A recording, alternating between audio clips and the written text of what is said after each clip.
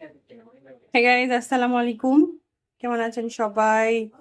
তো শীতের সবজি নতুন আলু, ফুলকপি, সিম দেখতেই পাচ্ছেন। সিমগুলা কিন্তু লম্বা লম্বা। গ্রামের ভাষায়, নড়াইলের ভাষায় এটাকে বলে হচ্ছে নলা সিম। যাই হোক, এটা হচ্ছে মরিচ, পেঁয়াজ, ধনিয়া পাতা। এটা হচ্ছে ক্যাকলা মাছ। তো এটা হচ্ছে নদীর ক্যাকলা মাছ, আর নড়াইলের ভাষায় কাল্লে মাছ। তো যাই হোক, আজকে হচ্ছে কাতলা মাছ দিয়ে আর হচ্ছে নতুন আলু, সিম আর হচ্ছে ফুলকপি দিয়ে ঝোল রান্না করব। তো আমি হচ্ছে এই কপি, আলু আর সিমটাকে প্রথমে একটু ভেজে নেব। তো চলুন শুরু করা যাক। ও আর একটা কথা, আমি হচ্ছে আহ এই মাছটাকে কষিয়ে রান্না করব, আমি মাছটাকে ভাজবো না। তো চলেন দেখতে থাকেন। তো কড়াই চুলায় দিয়ে দিয়েছি, আমি সবজিগুলোকে ভেজে নিব। এবার দিয়ে দেব হচ্ছে তেল।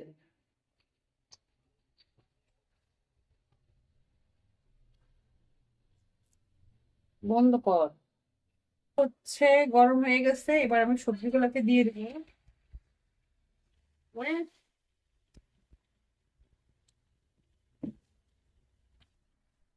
আমি এটার মধ্যে একটু হলুদ দিয়ে দিচ্ছি, একটু লবণ দিয়ে দিলাম, যাতে এটা সিদ্ধ হয়।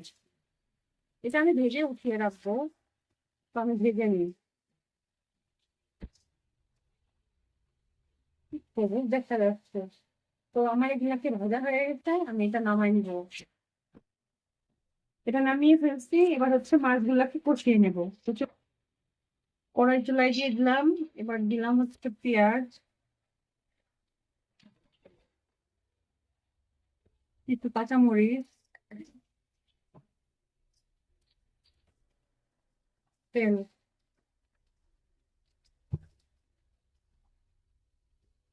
পেঁয়াজ গুলা সিদ্ধ হওয়ার জন্য দিয়ে দিলাম লবণ। এবার দিচ্ছি আদা,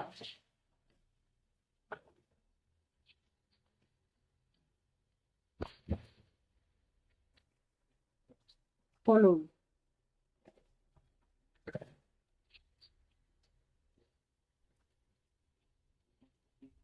মরিচের গুঁড়া।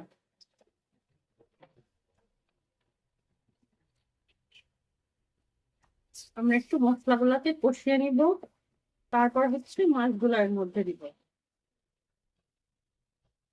মশলাগুলোকে কষিয়ে নিয়েছি। আপনারা মশলাগুলোকে একটু ভালো করে কষিয়ে নেবেন, যেন কাঁচা গন্ধটা না আসে। তো এটা তুমি ক্লিক করতেছি।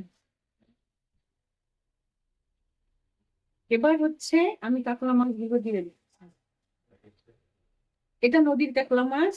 এটা বেশ শক্ত, যার কারণে এটা যদি আমি কষিয়ে রান্না করি তাহলে এটা ভাঙবে না, মাছগুলো সুন্দর থাকবে। আমি দেখাবো আপনাদের।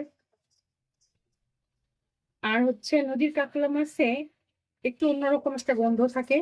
আপনারা যখন মাছগুলো কাটবেন, তখন হচ্ছে এই মাছ যখন ধুয়ে রাখবেন লবণ মাখিয়ে, তখন এটার মধ্যে আপনারা কিছুটা লেবুর রস দিয়ে মাখিয়ে রাখবেন।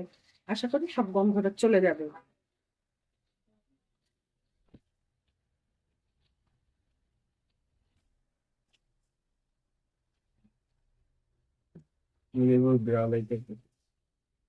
হুম।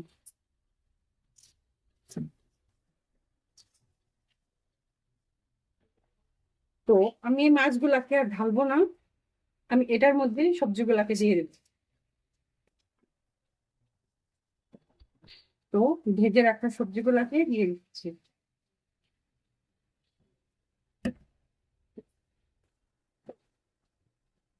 এটার মধ্যে আরো কিছু কাঁচামরিচ দেবো। এবার এটা নেড়ে ফেড়ে দেবো।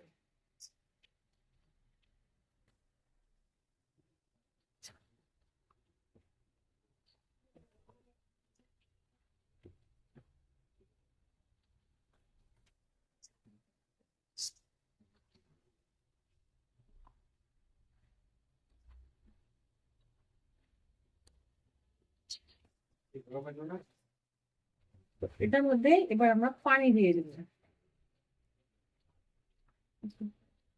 আমরা এটা এটা আর একটু সিদ্ধ হওয়ার জন্য হচ্ছে এটাকে এই পানিটা দিয়ে দিলাম। এরপর হচ্ছে আমরা ঝোলের পানিটা দিব। এটা একটু সিদ্ধ হোক।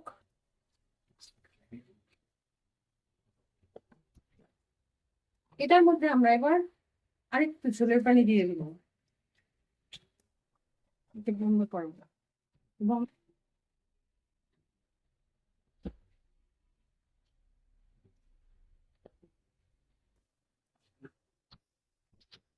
আমাদের তরকারি রান্নাটা প্রায় শেষ। এবার হচ্ছে জিরার গুঁড়া দিয়ে দিলাম,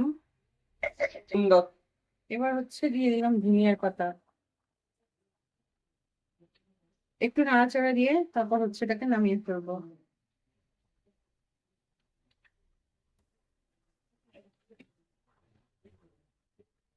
এই হচ্ছে মাছ।